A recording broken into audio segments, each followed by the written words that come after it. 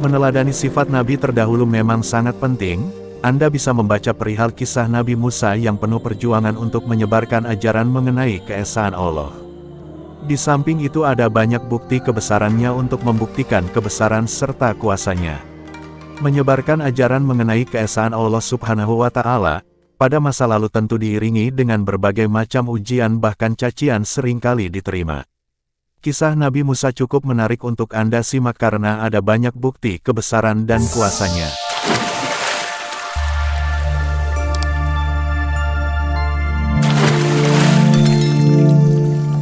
Kisah Nabi Musa alaihissalam, sebagai salah satu gambaran dari keteladanan para nabi dan rasul bisa kamu baca pada buku Kisah Nabi Musa alaihissalam.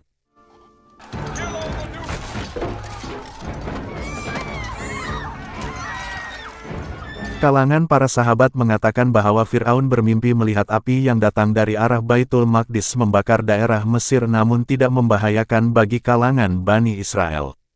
Tatkala bangun akhirnya semua tukang sihir dan ahli nujum dikumpulkan untuk mengartikannya.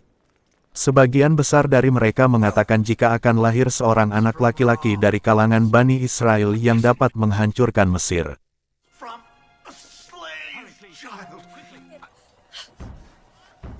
Sejak saat itu, Fir'aun memerintahkan bala tentaranya untuk menangkap dan membunuh di semua anak dari kalangan Bani Israel, tanpa terkecuali.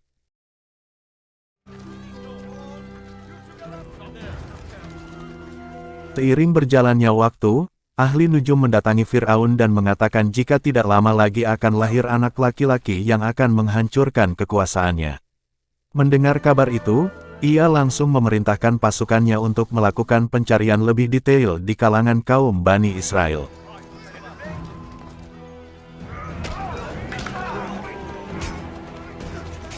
Nabi Musa terlahir dari pasangan Imran dan Yukabat, yang pada saat mendengar kabar tersebut tentu tidak ingin anaknya sampai terluka. Pada akhirnya saat akan melahirkan, ayah Musa membawa ibunya ke gua, agar tidak bisa ditemukan oleh para prajurit kerajaan, apalagi sampai dibunuh. Setelah kelahirannya, Yukabat bingung menentukan nasib putranya ke depannya jika terus disembunyikan di dalam gua. Di saat itulah Allah Subhanahu wa Ta'ala memberikan ilham kepada ibu Nabi Musa, yakni membuat peti tahan air lalu menghanyutkan buah hatinya ke sungai Nil.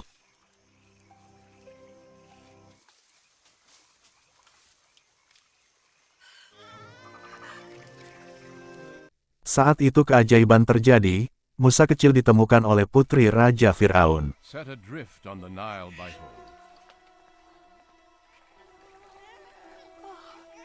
Selama perjalanan itu kakak Musa diperintahkan untuk mengikuti kemana air membawa peti. Kemudian setelah dibuka oleh istri Fir'aun bernama Asyah mendapati ternyata isinya adalah bayi kecil dan menggemaskan. Sebab merasa iba, akhirnya Asyah memutuskan untuk mengangkatnya sebagai anak. Niat tersebut kemudian diutarakan kepada Fir'aun, meski pada awalnya ditolak namun akhirnya harapannya diterima. Selanjutnya ia mencari inang pengasuh yang nantinya akan menyusui sampai cukup usia. Pada waktu itu sudah ada beberapa inang yang diundang untuk menyusui Musa, namun hampir semuanya ditolak. Ketika informasi ini didengar oleh sang kakak kandungnya, akhirnya memberitakan kepada ibu. Singkat cerita Musa kecil akhirnya disusui ibunya sendiri, dengan segenap kasih sayang. Musa dididik sebagaimana anak raja pada umumnya, hingga suatu ketika setelah memasuki masa remaja ia berjalan-jalan ke kota dan mendapati dua orang sedang bertengkar. Antara keduanya berada di kaum berbeda yaitu Bani Israel dan pengikut setia Fir'aun. Kian lama perdebatan makin memanas. Akhirnya Musa turun tangan dan memukul pasukan Fir'aun sampai meninggal untuk membela kaum Bani Yahudi. Atas kejadian itu, ia ketakutan jika akan mendapatkan hukuman dari sang ayah angkat. Setelah itu Musa melarikan diri keluar Mesir dan menuju arah Madian. Saat di perjalanan menuju Madian, beliau bertemu dengan sekelompok orang yang sedang berebut air sekitar sumur, untuk memberikan minum hewan ternak masing-masing di antaranya. Di sisi lain ada dua perempuan berdiri dengan niatan sama, namun hanya berdiri di sekitarnya saja. Lantas Musa bertanya kepada keduanya, tentang alasan mengapa tidak mendekati sumur dan berebut air untuk memberi minuman kepada ternaknya. Mereka pun menjawab, bahwa seorang perempuan tentu tenaganya tidak sekuat laki-laki. Akhirnya Musa bantu agar mendapatkannya. Sesampainya di rumah, bertemulah Musa dengan ayah kedua anak tersebut yang ternyata merupakan putra dari Nabi Syuaib. Kemudian antara keduanya mulai berbincang mengenai hal yang dialami oleh Musa, terutama perihal alasannya lari ke Madian sendirian tanpa adanya pengawalan. Kisah selanjutnya menceritakan tawaran Nabi Syuaib untuk menjadi penggembala ternak. Dengan imbalan ketika sudah dewasa kelak, berhak memilih salah satu di antara kedua putrinya. Tanpa terasa sudah berjalan 10 tahun, Musa berada di Madian. Namun pikirannya tertuju keadaan Bani Israel. Setelah menikah dengan Safura, beliau dan sang istri memutuskan untuk pergi ke Mesir. Sesampainya di sebuah bukit yang belakangan diketahui bernama Tursina, ia melihat seberkas cahaya memancar. Singkat cerita karena penasaran akhirnya beliau berjalan mendekatinya. Setibanya di dekat cahaya, terdengar suara yang menyatakan mengenai terpilihnya sebagai Nabi Allah.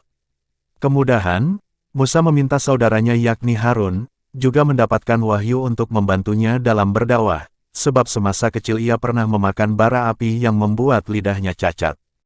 Turunnya wahyu menandakan bahwa Musa sudah diangkat menjadi seorang nabi yang bertugas menunjukkan kebenaran kepada umatnya terutama Fir'aun.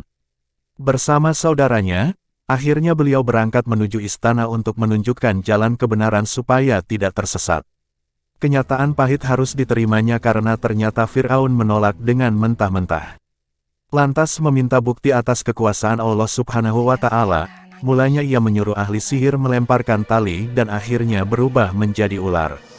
Sedangkan Musa mendapatkan perintah melemparkan tongkatnya. Fir'aun juga mengaku dirinya sebagai Tuhan yang membuat Nabi Musa dan para pengikutnya pergi meninggalkan Mesir seperti yang diceritakan pada buku Nabi Ulul Azmi. Nabi Musa alaihissalam membebaskan Bani Israel. Perlawanan Nabi Musa terhadap Fir'aun. Tongkat yang berasal dari kayu tersebut akhirnya juga berubah menjadi ular yang memakan ciptaan penyihir tadi. Melihat kejadian itu, Fir'aun marah dan tetap tidak mau beriman sedikitpun kepada Allah Subhanahu wa Ta'ala. Bahkan ia mengatakan bahwa Musa adalah seorang penyihir licik yang berbahaya. Kejadian ajaib lainnya pun muncul, yaitu ketika Musa meletakkan tangan ke dalam sakunya dan mengeluarkannya, maka terlihat sinar menyilaukan. Sampai-sampai Fir'aun meminta untuk memasukkannya kembali. Meskipun sudah tunjukkan kuasa Allah namun keingkaran tetap di hatinya. Peristiwa pertemuan Nabi Musa dan Nabi Khidir. Nabi Khidir sendiri dipercaya memiliki banyak kelebihan yang diberikan Allah untuk menunjang dakwahnya kepada manusia. Awal pertemuannya disebabkan pada saat Musa ditanya siapakah yang paling pintar, maka ia menjawab bahwa dirinya dan merujukkannya kepada Allah Subhanahu wa Ta'ala. Selanjutnya disebutkan bahwa Allah berfirman jika memiliki hamba yang jauh lebih pintar berada di antara pertemuan dua laut. Dengan diikut sahabatnya bernama Yusya bin Nun, yang disuruhnya membawa ikan.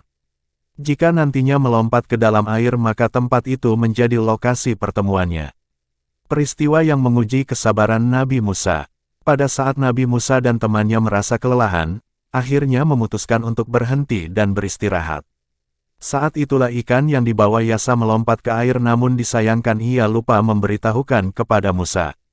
Akhirnya setelah sehari semalam kabar itu diutarakan.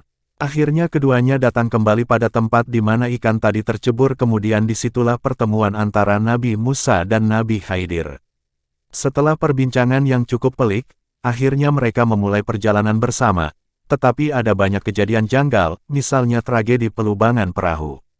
Saat perjalanan bersama Nabi Khidir, Musa diliputi tanda tanya besar terkait beberapa tindakan beliau mulai dari melobangi perahu, membunuh anak kecil, dan memperbaiki tembok yang akan roboh. Semuanya sebenarnya memiliki makna tersendiri. Peristiwa melobangi perahu bertujuan untuk menghindar terjadinya perampasan oleh penguasa kejam sehingga mereka akan kehilangan kendaraannya. Sedangkan pembunuhan terhadap anak kecil karena ditakutkan saat dewasa nantinya bisa menjerumuskan orang tuanya ke jalan kekufuran. Di samping itu Nabi Khidir juga berdoa kepada Allah agar diganti dengan buah hati yang baik. Kematian Nabi Musa. Kisah mengenai wafatnya Nabi Musa memang sedikit membuat bertanya-tanya, karena pernah terjadi pemukulan dengan menamparkan sampai bola matanya pecah ketika malaikat Israel mendatangi beliau. Sampai pada akhirnya memilih untuk diwafatkan, hal ini diriwayatkan pada sebuah hadis. Hiruk-pikuk dunia seringkali membuat Nabi Musa lelah dan akhirnya ingin bertemu dengan Allah Subhanahu wa Ta'ala. Meskipun pada awal penjemputannya, namun pada akhirnya saat berada di dekat tanah suci, Baitul Maqdis sejauh lemparan batu. Konon makamnya berada di sana. Makam Nabi Musa hadirnya mukjizat bertujuan untuk menunjukkan kekuasaan Allah dan membuktikan bahwa mereka adalah benar-benar mendapatkan wahyu untuk menyebarkan dakwah, agar hidup umatnya lebih terarah. Tongkat menjadi ular. Kisah mengenai hal ini tentu sudah banyak dikisahkan di buku pelajaran maupun dongeng Islami. Pada waktu itu ketika Fir'aun meminta Nabi Musa menunjukkan mukjizat kenabian, lantas turun perintah untuk memukulkan tongkatnya ke lantai. Beberapa waktu kemudian muncullah ular besar. Ular besar tersebut memakan ular lain yang dibuat oleh penyihir dari pihak Fir'aun. Meskipun sudah ditunjukkan kekuasaan Allah, namun ternyata kesombongan masih menutupi hatinya hingga pada akhirnya tidak ada keimanan sedikitpun. Namun Nabi Musa tidak berhenti di situ dan terus berdakwah. Membelah lautan menggunakan tongkat. Masih seputar tongkat Nabi Musa yang dapat digunakan untuk membelah lautan pada saat diajar oleh para pasukan Fir'aun. Pada saat itu dibuktikan bahwa kekayaan maupun kejayaan tidak berarti sedikitpun apabila Allah Subhanahu wa Ta'ala berkehendak. Akhirnya tiba ajalnya, Fir'aun ketika tenggelam tanpa diselamatkan. Awal kisahnya saat Nabi Musa dikejar pasukan, akhirnya Allah mengutus untuk memukulkan tongkatnya ke lautan.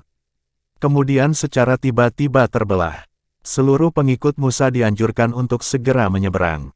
Pada saat pasukan Fir'aun sampai ke tengah tiba-tiba air kembali seperti semula. Tangan yang dapat memancarkan cahaya. Pada saat dakwah pertama kalinya kepada Fir'aun, beliau menunjukkan beberapa mukjizat yang diberikan Allah kepadanya, mula dari tongkat yang berubah menjadi ular serta tangan bercahaya. Kejadiannya bermula saat beliau menaruhnya ke dalam saku kemudian mengeluarkannya. Tiba-tiba cahaya muncul yang membuat mata silau bahkan Fir'aun memintanya untuk memasukkan kembali ke dalam sakunya.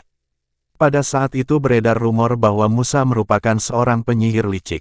Tujuannya untuk memecah belah masyarakat Muslim dan menyebarkan agama palsu.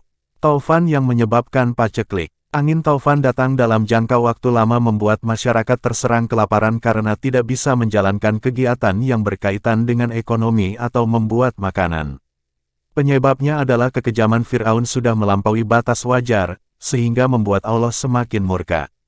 Ketika badai mulai berhenti, masyarakat sekitar kembali menyombongkan diri dan tiada sama sekali mengingat Allah. Bahkan justru muncul perkataan bahwa semuanya karena usaha mereka sendiri tanpa adanya campur tangan dari Zat yang Maha Kuasa. Tentunya kemurkaan Allah semakin meningkat. Membanjirnya katak di negeri Mesir. Suatu waktu terjadi serangan katak yang bersumber dari sungai Nil kemudian beranjak masuk ke rumah warga. Meski tidak berbahaya namun sangat mengganggu mulai dari suaranya serta kencingnya mengakibatkan masalah kulit. Selain itu, juga memancing kedatangan ular berbisa untuk memakannya. Katak yang mati menyebabkan bau busuk menyeruak di sekitar tempat tinggal masyarakat, akibatnya mereka menjadi sibuk terus membersihkan sisanya. Di samping itu, kuman dan penyakit mudah berkembang biak. Pada akhirnya masyarakat mengidap berbagai macam penyakit. Mengubah air sungai Nil menjadi darah. Pada suatu saat, ketika Fir'aun diingatkan Nabi Musa namun tetap menolaknya, hal ini menjadikan kesabarannya teruji. Oleh karenanya Allah menurunkan azab besar berupa semua berubah menjadi darah. Bukan hanya sekedar warnanya yang merah melainkan juga rasanya tidak enak. Azab darah tersebut sangat berat karena aktivitas masyarakat menjadi terbengkalai.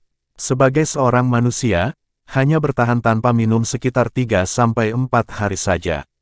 Selebihnya maka meningkatkan risiko mengalami kematian.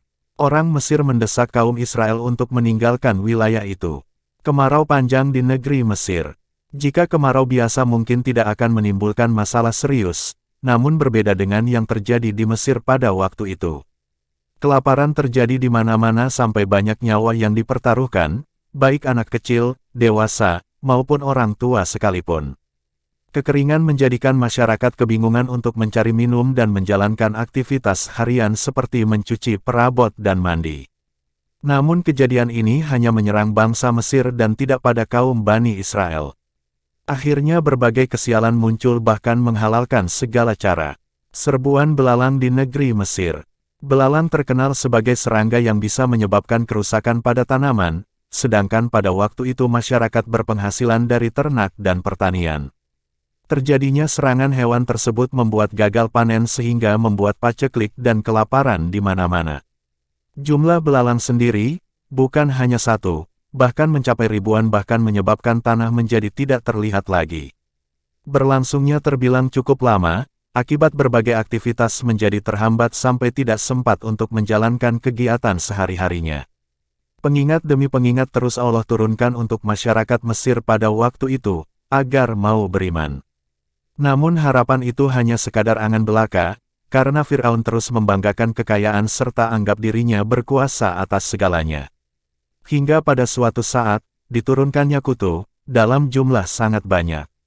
Ada banyak kerusakan yang ditimbulkannya sampai membuat masyarakat sekitar menjadi kebingungan, bagaimana cara menanganinya. Pada akhirnya ia meminta pertolongan kepada Musa dengan berbagai tipu dayanya. Demikian penjelasan mengenai kisah Nabi Musa yang perlu Anda ketahui, untuk meningkatkan kadar ketakwaan kepada Allah Subhanahu wa Ta'ala, agar lebih memahami maknanya, sebaiknya baca tafsir atau terjemahan. Pastikan mencari sumber paling valid, supaya tidak sampai tersesat. Terima kasih sudah klik video ini, dan sampai jumpa di video selanjutnya. Wassalamualaikum warahmatullahi wabarakatuh. Subscribe, like, share, dan komentarnya, selalu ditunggu untuk kemajuan channel Ilmu Ustadz. مولاي صل وسلم دائما أبدا على حبيبك خير الخلق كلهم